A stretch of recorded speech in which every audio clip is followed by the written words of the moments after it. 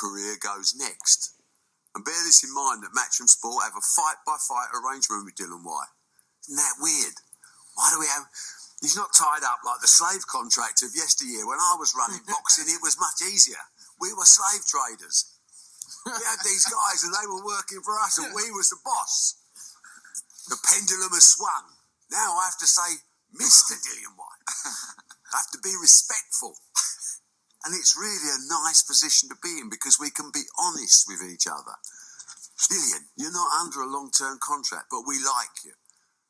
And Dylan's had tremendous offers from around the world, but he's backed himself. He's going to be a major player in his mind. Barbershop conversation, guys. Feel free, hit the subscribe button. Can't make these words up. He admits to being a slave trader. He admits to being a slave master. He admits to giving up slave contracts. Dillian White is chuckling. Adam, whatever his name, Smith, is chuckling. The moment you mention slave in my life, my ears perk up and I'm like, I don't care who says it. You know what I mean? And Barry Hearn, let me tell you something about old white men. Old white men that had absolute power in their day believe that their mouths have no filter, you know, and it's the awful truth. It's the reality of the game. It's the reason why Al Heyman, just his mere presence is important. You know, I'm not going on this YouTube and say Al Heyman is perfect. He's everything. But me understanding boxing from 50,000 feet, me actually being on the ground in boxing, me actually rubbing shoulders and arguing and debating with people with this mindset can be debilitating, can be exhausting, can be hurtful. Yet, I will say this again, the mere presence of Al Heyman adds, shall we use the term equality in boxing.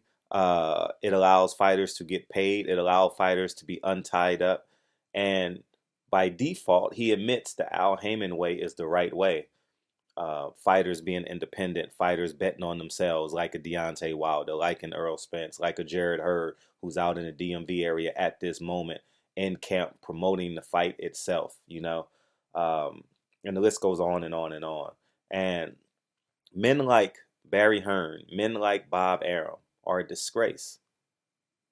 That's why I corrected Eddie Hearn when he said Bob Arum was a great promoter. No, the Thrill of Manila was years ago. He's a good promoter now. You know, he's not a great promoter. His last pay-per-view did just over 100,000 pay-per-view buys. He's not a great promoter. And people are going to say there's no place for this in boxing. People are going to say he was talking about yesterday.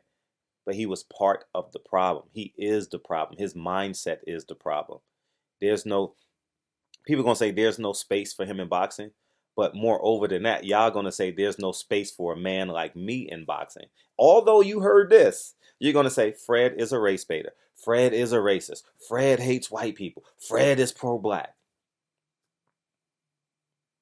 While you may think that, and I don't have time in my life to debunk the people that believe that, I personally don't care. My job is to reinforce and further and encourage people who can't come out and believe in themselves, albeit black men, albeit black women, albeit Mexican men, albeit Mexican women.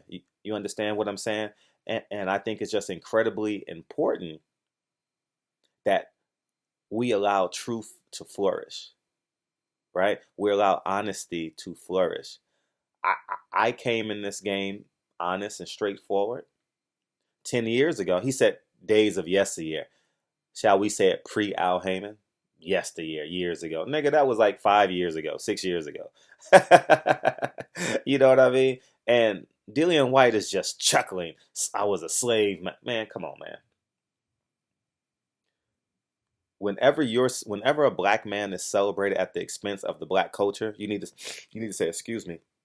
Hold up. It's like when they say, Fred, you speak well. I will correct every person. I will correct a black person, a white person, a Mexican person. If they walk up to me and say, Fred, Man, you're so articulate. I mean, I will stop him and say, so what are you saying about my other brothers and sisters?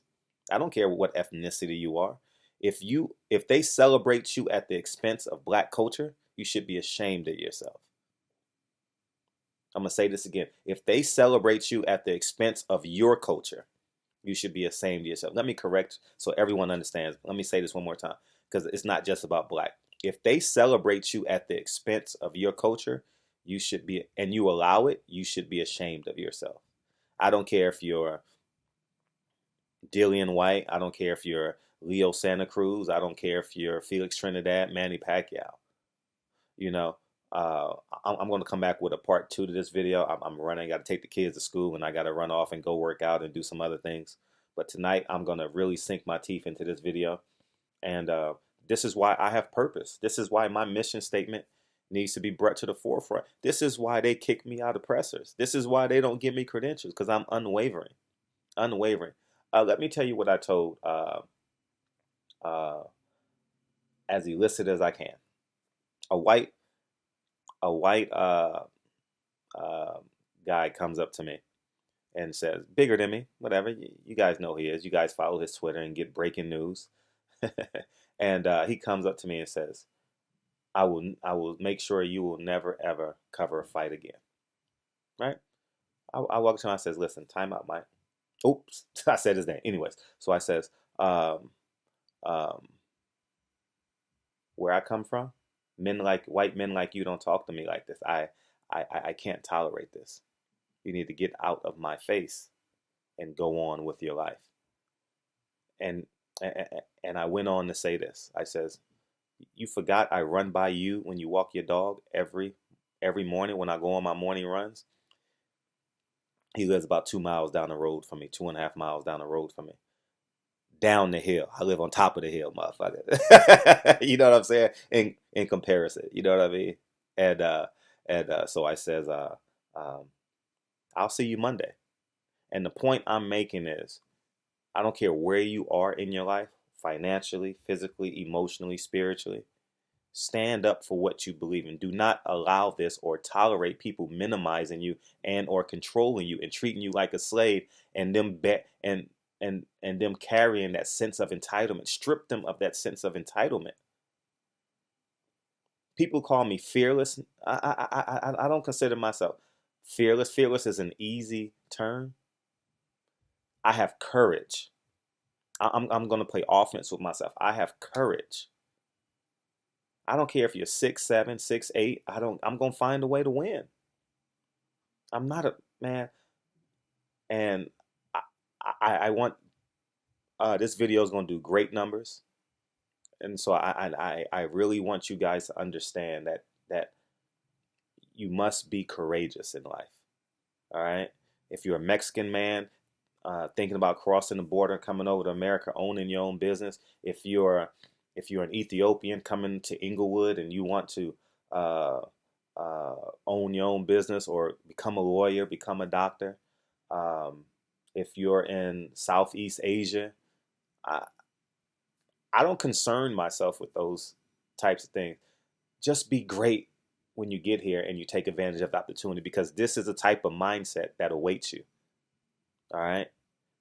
I'm just being as candidly honest as I can. You know, we have a president right now that has no respect for people with outrageous goals, extraordinary goals coming from adverse circumstances. All right. This system is not meant for you to win. It's meant for you to be a slave. It's meant for you to be mediocre. It's meant for you to have a foot on your neck. It's meant for you to say, yes, sir. He says now we have to call you Mr. Dillian White. He's laughing now. But imagine the conversation he has with Eddie Hearn. Imagine the conversations he has with the networks. Like, man, we got to give this nigger some money. You think he got to this place? He just woke up and got to this place of acceptance?